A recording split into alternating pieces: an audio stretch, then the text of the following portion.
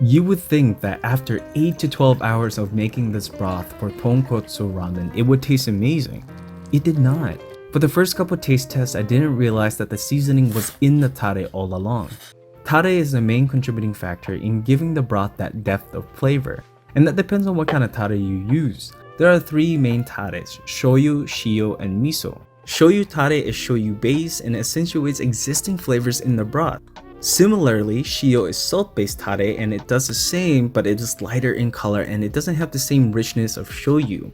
And then there's Miso tare, which is derived from miso paste, and out of the 3, this one has the most umami flavor. But it isn't my favorite though.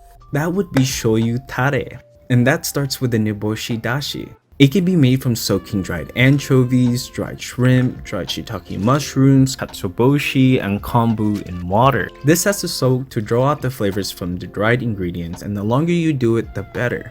Then it has to simmer for 30 to 45 minutes on low heat to reduce into a much more concentrated dashi when you strain it. 100 milliliters of that dashi will then be used to make the shoyu tare. 2 tablespoons of usukuchi shoyu and 1 tablespoon of koikuchi shoyu. Then 1 teaspoon mirin and 1 teaspoon sake. This is to give it that hint of sweetness.